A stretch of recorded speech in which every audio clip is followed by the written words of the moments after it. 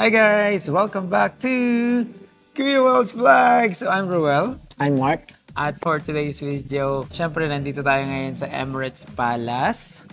At tatry natin yung kanilang Coffee na may gold. Gold coffee. Wow! So ito dati nag-trending to at sikat na sikat. So syempre dahil nandito na rin tayo sa Abu Dhabi at mag-house tour tayo mamaya, medyo maaga lang kami kasi kanina umaga pumunta pa tayo ng Philippine Consulate dito sa Abu Dhabi. Nag-submit kami ng job order and also alas 2, pupuntahan namin yung isang nag-comment sa ating YouTube where ipapa-house tour niya yung bahay niya. Ipapasilip niya kung ano ba yung meron sa bahay niya dito sa Abu Dhabi. And I think successful yung tao na yun. Oo, kasi nagpa-house tour eh. Kaya siya. Bakit? Yung mga hindi ba nagpapa-house tour, kadalasan hindi successful? Hindi, syempre may successful din. Tapos meron din syempre, alam mo naman yung mga na-house tour natin, merong mga iba-iba talaga. Iba-iba. Iba-iba talaga yung ano ng mga tao dito sa UAE. Pero first time ko dito sa Emirates Towers. Emirates Palace. Emirates Towers is doon yun sa Dubai. Sa tapat. Oo. Ay, Emirates Towers. Etihad pala yun. Oo, Etihad yan. So, yung Emirates Towers, isa yun sa mga estasyon sa atin at lugar doon sa Dubai. So, ngayon dahil nandito tayo sa Abu Dhabi, stop over muna kami dito sa Emirates Palace at itatry natin nga ang gold coffee. So, while doing the gold coffee, while drinking gold coffee, na-excite ako sa gold coffee kasi totoo daw gold yun. Talaga ba? Oo, 24 karat gold daw. Tapos kakainin lang natin? Edible, oo. Pero nakakuha lang siya para nakabudbod. Tapos kakainin nga natin. For example, ito gold. Kakainin mo? Oo, parang kinras. Pero nasa coffee i-drink mo. Kaya nga, so hindi ba mabubuo sa tiyan natin yan? Hindi siya edible nga siya. So ngayon, at least magkakaroon na ng halaga ang buhay mo. Kasi meron ka ng gold. May gold ka na sa katawan. Kasi may gold ka na sa katawan. May gold ka na sa katawan. So medyo magkakaroon na ng fresh yung ano mo. Okay, sige. Tigil muna natin yung mga gold-goldan. Baka medyo magkaroon nga tayo ng gold sa katawan. Okay. Pagawin muna natin itong ating So ngayon, while waiting doon sa ating order, magano kami? Mag-a-answer kami ngayon ng comment dito sa YouTube. Okay, so ito ay nanggaling kay? Ito, nanggaling ito kay Reels Vlog 3041. Yeah. Hi, Miss Reels Vlog 3041. So I'm sure na babae ka kasi babae yung photo mo dito. So thank you so much po sa comment mo. Yeah. At saka syempre, panonood na itong mga vlog na sa YouTube. Yes. So, ngayon, syempre, sige, tutulungan ka namin kung ano ba ang problema mo or kung ano ba ang kailangan mong tulong. Okay? Okay, so, Reels Vlog. Sir, pwede ba magbakasyon dyan sa Dubai mula Jeddah? Tapos, after bakasyon, pwede po ba bumalik ulit dito sa Jeddah? Thank you po in advance sa reply. Yes, okay. Thank you so much. So, eto, okay na okay talaga tong ano niya, ang question mo kasi talagang magbabakasyon ka lang dito. Kumbaga, ano yan, tourist visa. Yeah. Kumbaga, legal lang yung gagawin natin dito. Ang mangyayari niyan is pwede ka magbakasyon dito sa United Arab Emirates.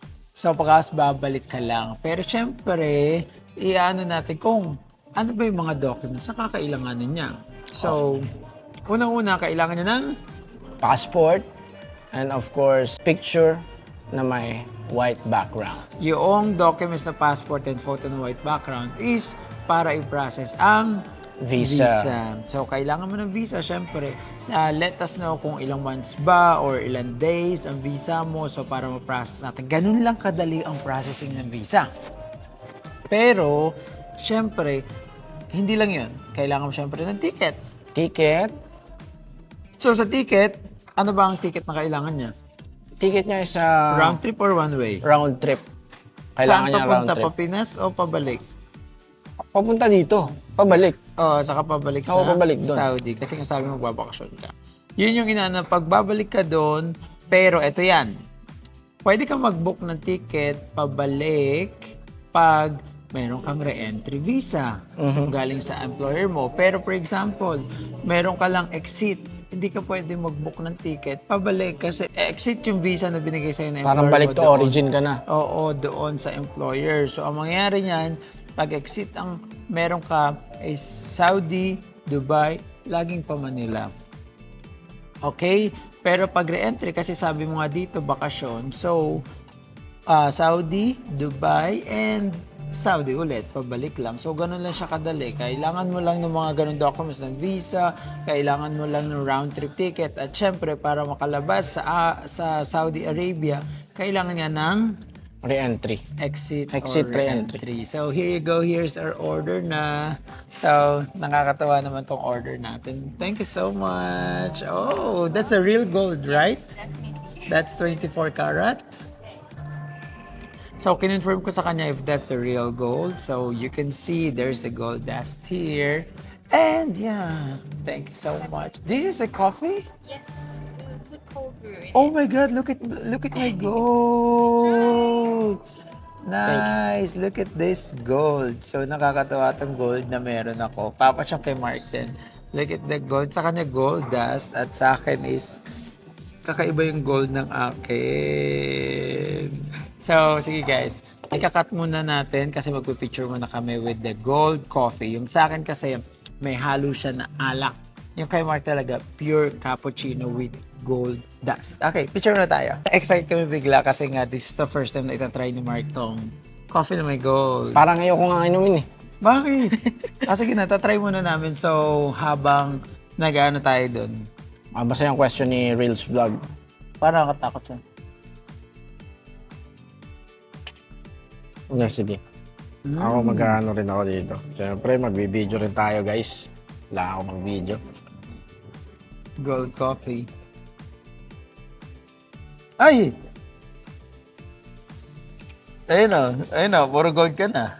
Okay, so, kamusta naman yung gold coffee mo? How was it? How's the experience? Eh, nahanginan ko eh, nahingahan ko eh. Hindi ko kasi alam na ganun pala yung kala ko nakadikit. Try mo dito akin. With alcohol naman. Hindi na, okay na muna ako dito. Okay na dyan? Okay. So, back tayo sa question ni Reels Vlog. Reels Vlog. So, yun lang. So, kung ang question mo lang is paano pumunta dito sa United Arab Emirates, and then kung pwede ka bang pumunta dito at bumalik ng Saudi Arabia, yes na yes! Ang pag-process ng documents mo, yes na yes sa lahat, papunta dito and pabalik as long as may re-entry ka. So, kailangan mo paalam sa employer mo kasi saan ba nakukuha yung re-entry or exit? Sa employer. No? So, pag-process niyan, ulitin namin, kailangan lang ng passport and photo na white background to come over here in United Arab Emirates to process the visa, and then ticket lang round trip. That's it. Pero mas okay kung meron ka ring 3,500 dirhams na savings just in case na mag-check sa immigration. Minsan kasi hinahanap, pero kailangan lagi tayong prepared na meron tayong 3,500 dirhams na nakatabi sa atin. Kasi once na hinahanapin sa inyo at wala ka niyan, pababalikin ka. Yeah, pero syempre, actually, madalang sa mga client namin, ang check talaga yung 3,000 dirhams. But still, sinasabi namin para prepared ka.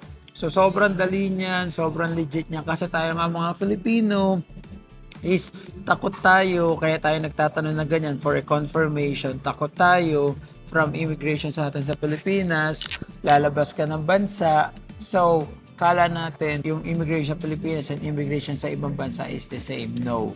So naghihigpit lang kasi ang ating immigration dahil sa mga tourist visa na magtatrabaho sa ibang bansa, pagkatapos, yun nga, naka-tourist, at kung ano man yung mangyari sa kanila, so hindi naka-register kay OWA, hindi naka-register, walang OEC. So ngayon, anything happens, sa government pa rin natin kasi tayo talaga tutulong. Walang ibang makakatulong sa atin pag napahamak tayo kundi sa government natin. So, yun yung iniiwasan na ni government, especially sa mga babae, yung mga nabubugbog, na human trafficking. Na nasasaktan. Yeah. Ayaw ko pa naman yung mga nasasaktan babae. Kaya nga kasi, so bongga, ayaw nga. So, okay lang na may nasasaktan lalaki. Hindi din. Mahirap yun. Kailangan pares kayo hindi nasasaktan. Wow! So, kailangan equal ang love. Ganun. Oo. Equal lang dapat. Tsaka pares yung love. So, parang in love ka ngayon? Siyempre. Ay, syempre, mashallah. Kaya pala nasisingit mo sa mga ano natin yan. Yan, ganyan. Saka Miss, ano pangalan niya? Miss Reels. Miss Reels. in case na pupunta ka dito sa amin ka nagpo-process ng tourist visa, we can also pick you up from the airport kung saan ka man pupunta. And then, in case na may time kami, pwede natin din siya ilibot, no? Oo. Kung saan pa ako, tatanungin natin, okay, Para maano ka lang namin, ma-interview ka rin namin. pupunta pala siya dito para sa jowa na. Hindi, feeling ko wala siyang jowa. Ay, bakit naman naman nasabi? Wala lang. Nagbablog kasi siya, nakalagay kasi yung Reels vlog. So pagpunta niya dito sa Dubai, sa UAE, pupunta niya yung mga tourist spot ng Dubai or kung saan-saan man dito. Tingin mo mag-isa siya? Yes, feeling ko mag-isa siya. So sasamahan mo siya? Hindi. Ay, bakit? Bakit mo sasamahan? Hindi ko naman yung ano. May Hindi magsaselos? ko naman kilala. May magsaselos? Walang magsiselos. Parang bakit sasamahan? Bakit? Bakit mo ni-request niya? Ikaw ang sasama. Di ba? Tayo. Hindi naman masyado naman itong ano. Pwede naman samahan sa Miss Reels. Okay. So, yun na Miss Reels. So, pagpunta mo dito, tara. Coffee tayo. Wow. Libre ba kami? Yun lang. So, let us know. Message us on WhatsApp and on our social media platforms, sa Facebook, yan sa Messenger. Mas okay sa WhatsApp talaga para in case matulungan namin kayo papunta dito at makapagbakasyon kayo at para sabihin namin, welcome to Dubai! Kahit nasa Abu Dhabi tayo. Kayo nga. So, pero yun guys, thank you so much sa panonood at saka sa mga pag-comment mo dito, Reels Vlog. And sa mga susunod na mga i-upload namin dito na video, sana supportahan nyo pa rin. At saka if meron kaming maitutulong sa inyo like our services ng Aba or Albabalabyad, you can message us and comment also. We have TikTok, Facebook, Instagram, and other social media accounts. And also, I would like to reiterate na hindi lang po tourist visa processing ang ginagawa namin. Nag-ano din po kami. In case na may employer na kayo, nasa Pilipinas kayo, si employer gusto kayong kuhanin, we verify the contract to the consulate and meron kaming agency sa Pilipinas to do the verification under POEA. Yes, we also do the family visa. Yeah. And also apostille, attested, attestation. Attestation, yeah. And also, merong mga, if there are some employers who wants to hire from the Philippines, we can do the verification, vice versa. And then, our agency in the Philippines can look for the staff that you are looking for. So parang si agency na sa Pilipinas, si recruitment agency ang magsosource ng tao. As long as the verification will be done here in United Arab Emirates sa tulong ng Aba. So, yun na lang po at maraming salamat sa panonood. Kung meron pa kayong mga comment, so, comment lang kayo ng comment and then pag may time kami, answer kami ng answer dyan. No, Mark? Okay, so let's go. Thank you so much. Bye.